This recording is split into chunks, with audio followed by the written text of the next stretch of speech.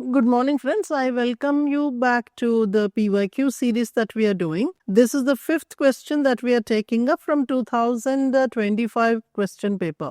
And today I am taking up a question from the second paper of Anthropology paper. The question is, evaluate the impact of Christianity on the scheduled tribe societies of the northeastern India. And this was asked in 2025 paper 2, question 2C. Now let us see where in Sosin Academy's Anthro test series or ANTHROMENT, at which point this question was asked. You will be rather surprised to see, this is not only the first question that we are doing, we will be doing several such questions which were replicated verbatim. So that was the question in ANTHROMENT test 28, 6B.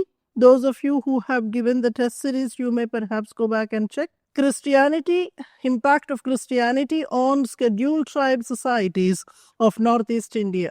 So it is the same question that we had asked earlier. Now let us move on to see how exactly we are going to structure this answer. This is a very beautiful question that can be asked for 20 marks or 15 or 10 marks. Some major pointers that you must and should be incorporating in this answer. See, you may perhaps begin by a comprehensive statement, such as you see when we talk about Christianity is not simply the religious impact that we are speaking about. It is the overall transformation of society and culture from maybe dormitories to democracy. Having said that, you can perhaps give in the beginning itself a map of the northeastern region showing different states, and you can perhaps incorporate what missions were there or in which order Christianity reached those particular states. Though historical background you are not going to give in an elaborate way, you can perhaps incorporate that brief missionary activity in the sense that which region, which mission, which tribe, such kind of a table or map you can give. That can give a beautiful enhancement. As far as your core answer is concerned, that is the impact of Christianity, I am trying to arrange them into several pointers. So we would see. I made it as religious and cultural change, education, social structure, gender, polity, and revivalism. See, if the question is small, you may not be able to incorporate all of them in a greater detail. In such a case, though you are trying to incorporate all the pointers, the examples or case studies you may perhaps reduce. If it is a 15 marker, I advise that for every point you have to give a basic case study or an example.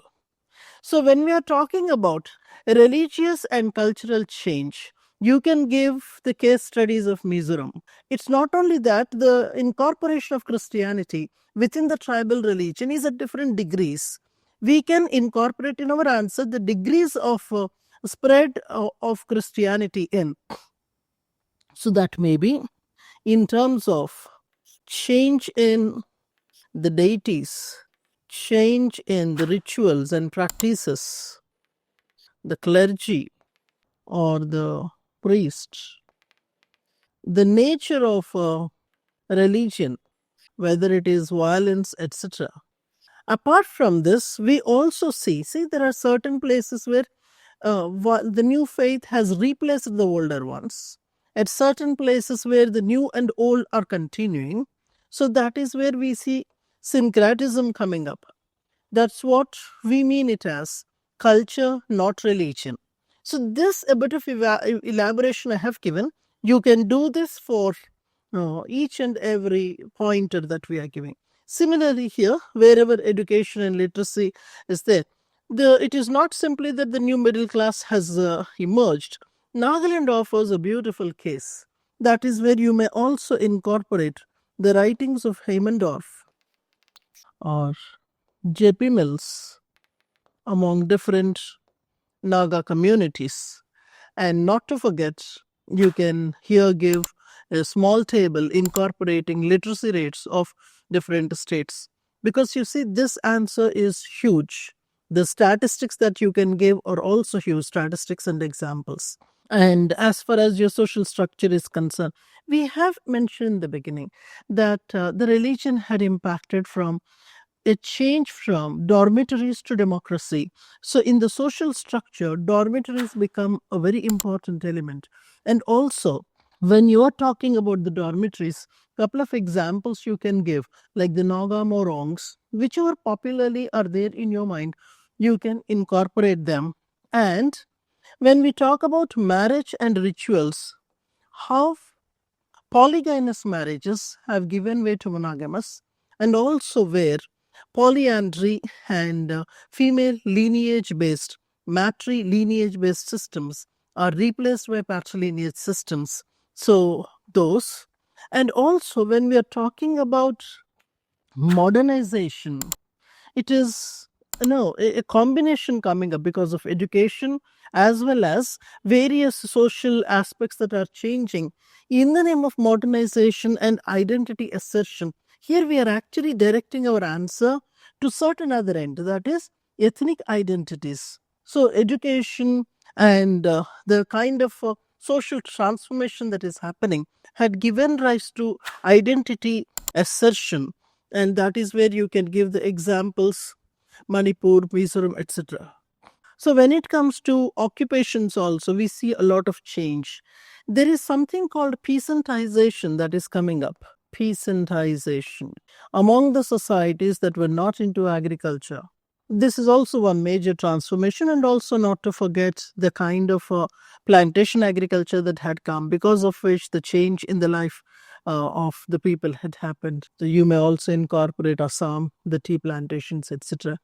Gender is a very important thing. Some of the communities here, like Khasi, Garo, etc., where matri element is dominant, that is being replaced by patri.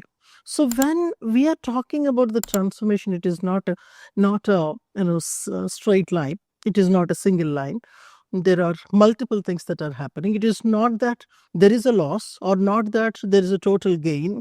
It's a combination. It's the rainbow that has emerged. It's a combination of the characteristics and touching upon every aspect of life. And perhaps you can incorporate revivalist movements also, but not to forget, somewhere in your answer, either in the beginning or in the conclusion, I prefer that you give in the conclusion the opinion of Heimendorf regarding the spread of Christianity. And I think that may add value to your entire answer. You can also incorporate LP Vidyarthi's views, if at all that's a critical view that you would want to. But then, after writing so much, I don't think you would have a space for such kind of a criticism. But if you are in a position to accommodate it, is well and good. Heimendorf, with whom you can conclude, or you may conclude with LP Vidyarthi. So, yeah. That is how you frame your answer. The beautiful answer with at least one map, a couple of tables, one table at least consisting of the statistics, and so many tribes names, so many case studies. This is a very beautiful answer you can actually make.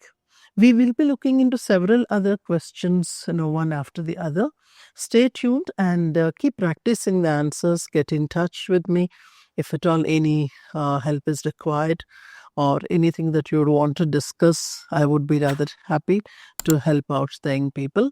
And if at all you have not subscribed, subscribe to this channel so that you get the information whenever I am uploading these kinds of videos and very much informative other stuff as well. Have a great time and great anthro time. Thank you so much.